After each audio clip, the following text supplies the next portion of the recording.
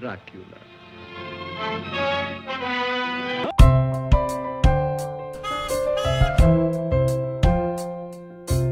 Welcome to the channel. My name is Alan, and today I think we've got a really interesting little film. We're going to go down into Whitby, see a traditional old fisherman's cottage. You'll be surprised what they were like in the old days. Ugh. See where Bram Stoker wrote Dracula. So should be interesting. And look where I am. That's, hang on, spin it around if I can do it right. That's Robin Hood's Bay. Boom, boom, boom. Whitby's down there, and Scarborough's that way. Nice little spot, isn't it? Stopped here last night. But you will be surprised when you find out how it was when people lived in Whitby all those years ago. See you down in Whitby, won't be long. Getting there now in a poof. Ooh, big black fly. Oh my God, look at them. They've got a load of big black flies at the moment. Oh my God. You seen them? Look. Look at the size of that thing. Jesus Christ. There's like a infestation of them coming in certain days. Whew. Anyway, don't follow me to Whitby. See you in a minute down there.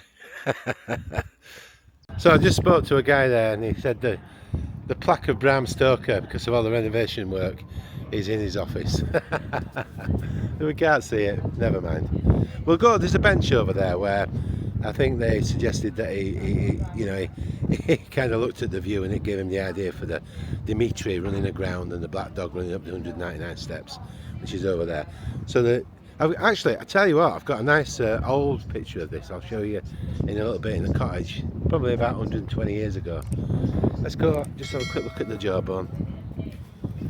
Wrong way around, Ellen, that's it. So, this is where good old Bram's, as I say, he lived on the Royal Crescent. He lived on the Royal Crescent, got it right way again. He lived on the Royal Crescent and he wrote his book there. This was the scene that inspired him, but he wrote a lot of it in that hotel in the reading room upstairs and on the Royal Crescent. Nobody knows how much, do they? But and the old desk that he wrote on, they found it about 10 or 15 years ago at the back of the Royal Crescent, and it was full of wet rot and whatever else, and they didn't bring it in, and it disappeared. Either it got scrapped or somebody took it, but they wouldn't know. I think I saw it on 4 Rooms. They told the story. Once somebody would love to have renovated that and said, I've got Bram Stoker's desk. Yeah, look, here we go. This is the bit everybody goes to. The jawbone, because of course it was a whale in port. And Captain Cook, the famous explorer of Endeavour. Hence the cottage that I'm going to, called Endeavour Cottage. All clever stuff. There we are. He had 4 ships, I believe. Endeavour was one of them. That's a wonderful view.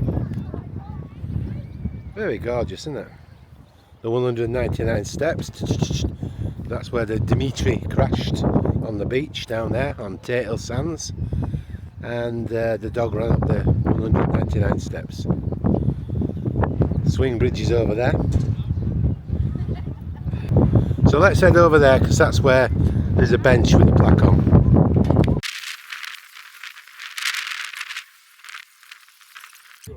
And in the cottage I've got a lovely old negative plate, a photograph from probably about 120 years ago, and you can see like a ghostly figure stood in the whaling tunnel there, and some little kiddies on the top. I'll show you that, it's in the cottage Endeavour. So here we are, we're at the end now, where the end bench is. I'm going to spin you around and we'll read the plaque.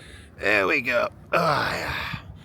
The view from this spot inspired Bram Stoker, 1847 to 1912, to use Whitby as the setting of part of his world-famous novel Dracula.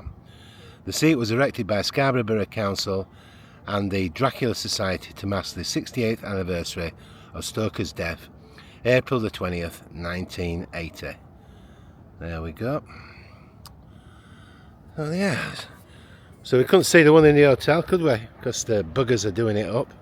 So we'll have to make do with that, I'm afraid. But yeah, it's a lovely view from here. There we are, let's look. Here we go. Straight into the revolving doors. Lovely hotel, actually.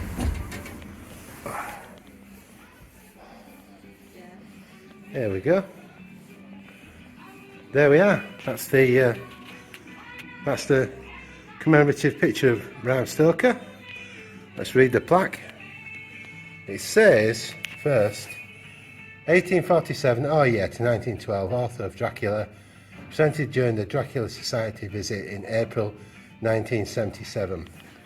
And below, this portrait was presented to the management of the Royal Hotel on the occasion of the Dracula Society visit to Whitby on April the 29th, 30th and 1st of May 1977 to walk the sites of the Dracula story as it was in Whitby, that the vampire Count Dracula came ashore in the shape of an immense dog from the wreck of the Dimitri August the 8th, Whitby can truly be named Dracula country. So there we are, we're coming down to Royal Crescent to see the plaque where he lived. Yep, I can see it now. Yeah, it's coming up. I'm parked right in the corner, so I hope I don't get a parking ticket. What I have to do for my art. And here it is. This is it. Number 6. There we are. Whitby Civic Society, Bram Stoker, 1847 to 1912. Author of Dracula, stayed here 1890 to 1896. So there we are, folks. On we go on the Bram Stoker Trail.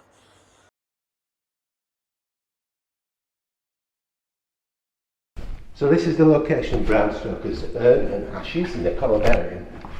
There we go. There we are. Famous Bram Stoker of Dracula fame. Superb. Bram Stoker Dracula. Very famous in Whitby. Biggest story we've got in Whitby, probably. Yeah. Okay, I'm on my way to St Mary's Churchyard and to show you some things to do with Dracula. So it'll be interesting. And look, you get a nice view of the Abbey.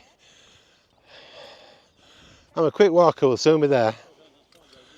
Actually, I'll show you a nice little view of the pond, where in all the old photographs you get cows and things always hanging around the water. Spin you around, see you in a minute there.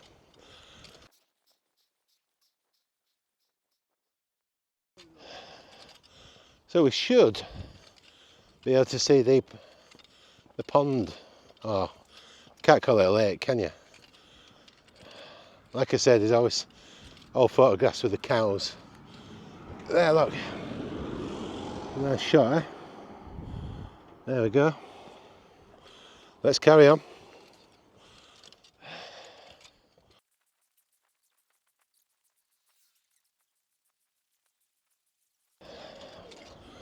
And here we've got the Whitby Brewery.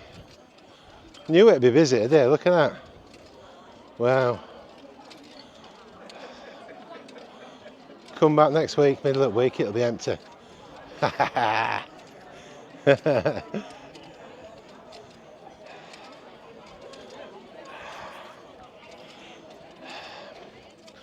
Remember watching Coldplay play outside the Abbey during lockdown, and they didn't have an audience. It was weird.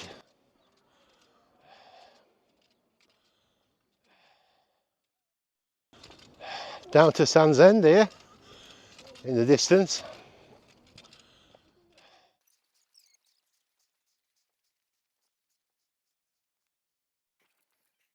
I like the stone post, it would have been an old meeting place. Very, very old. Don't think it tells you what it is, but that's what it would be. Yeah, very weathered. People keep saying that about me. Oh, never mind. We'll live, don't we? The museum's good. I'm not going in today, but yeah, I've been in. It's nice. That's the entrance there to the Abbey.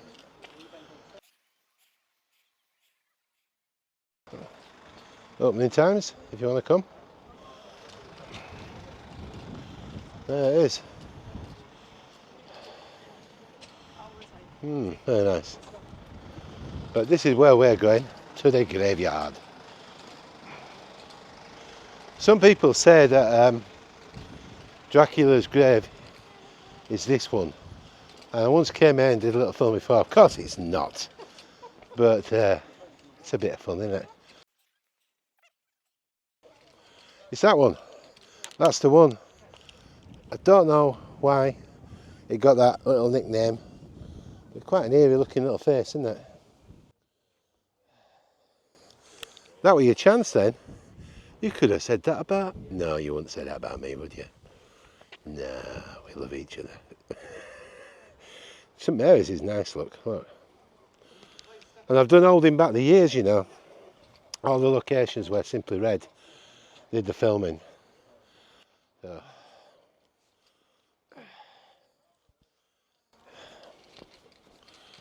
But the one I'm coming to see is down here.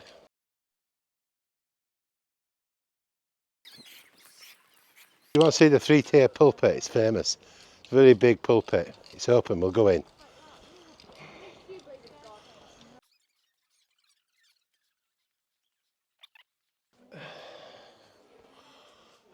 Now look.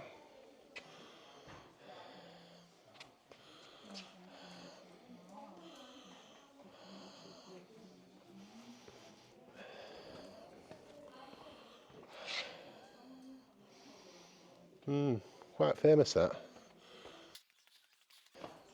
I love this old trunk. Beautiful, isn't it? Metal.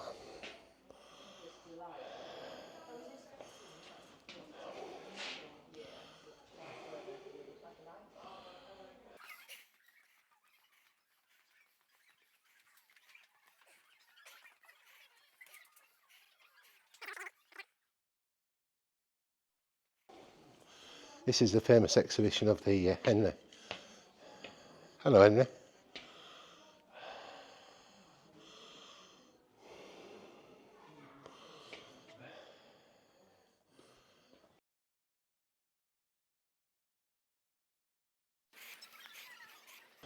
This is the top of the 199 steps, obviously.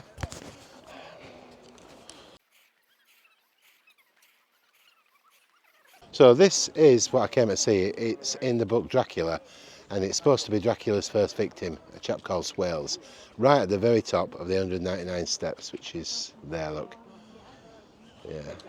You have a look at the steps. It's pretty busy.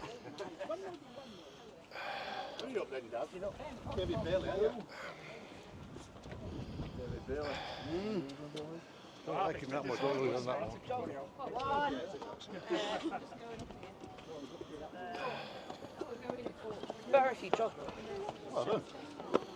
There we go. Let's go see the grave. I think a lot of people know. You didn't even know their name. Yeah. And there it is.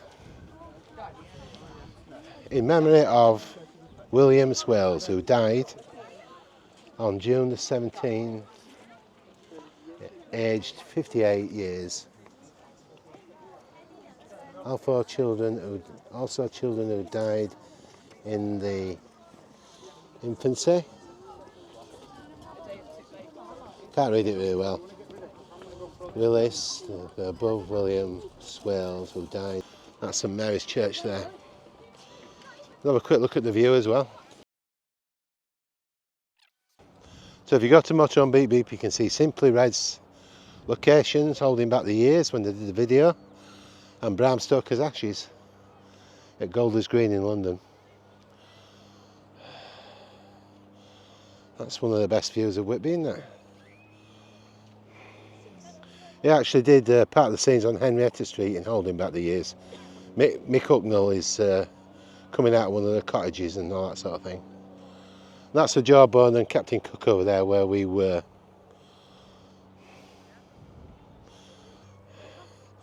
On we go. There's more to come.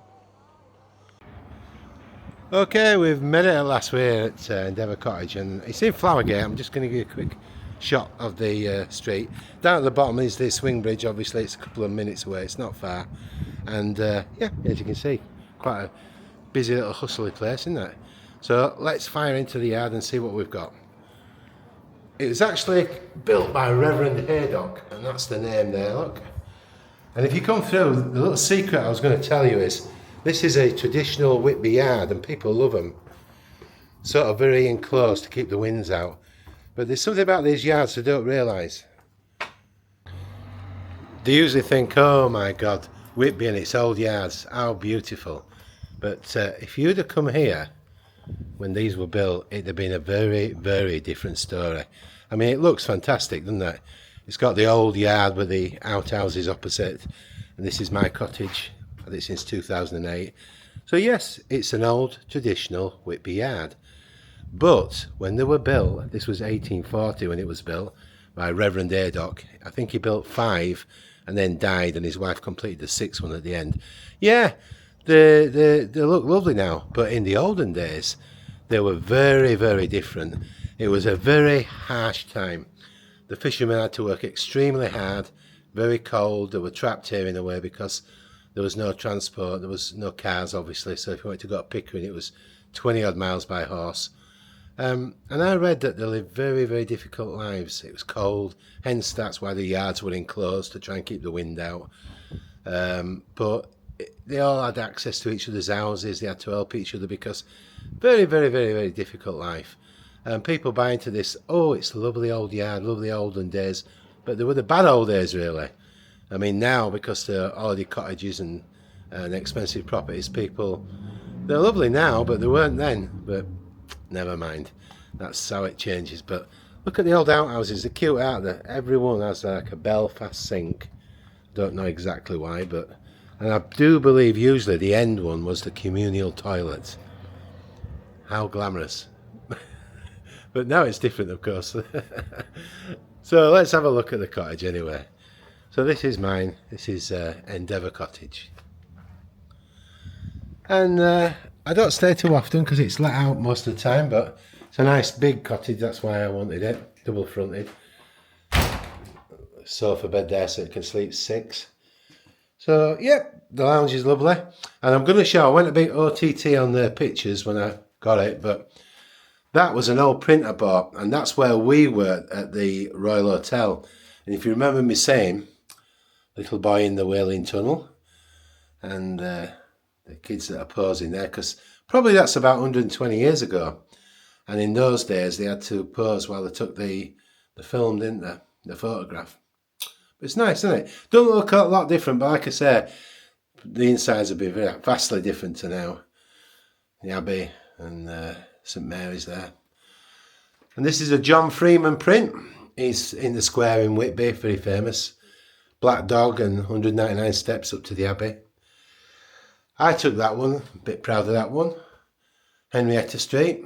But I got these glass negatives. I think it's about 1904.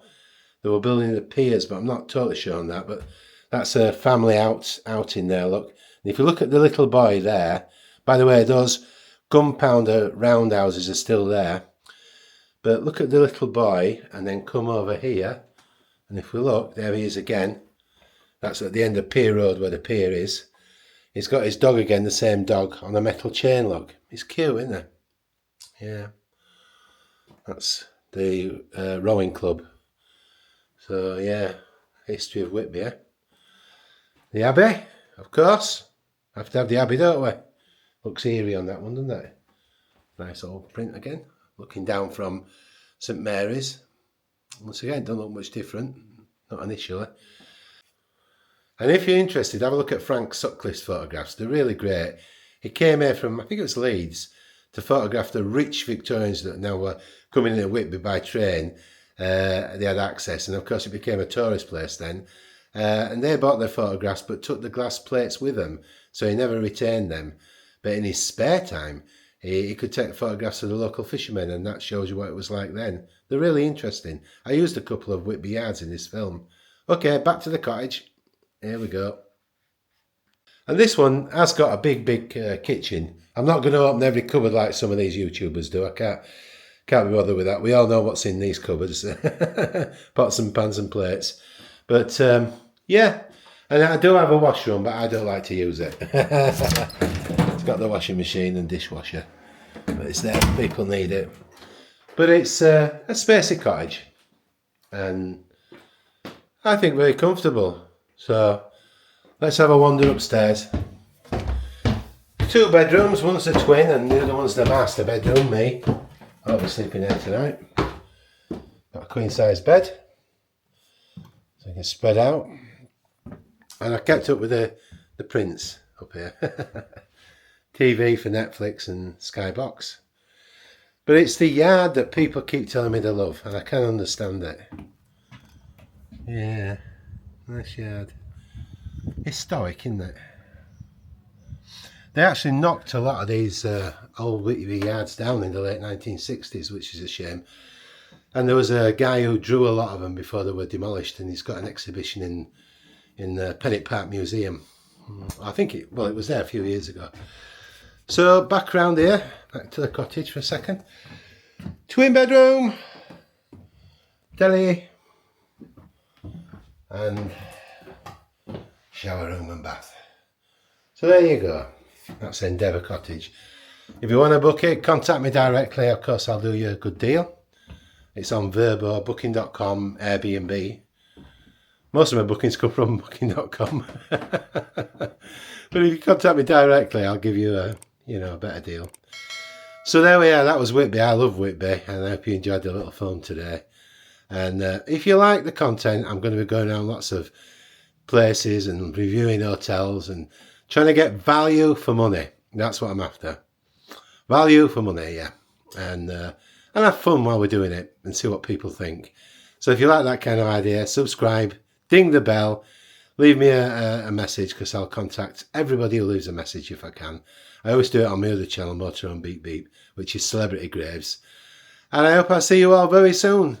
So take care of yourself wherever you are. Bye from Endeavour Cottage and me. Bye-bye. See ya. Bye.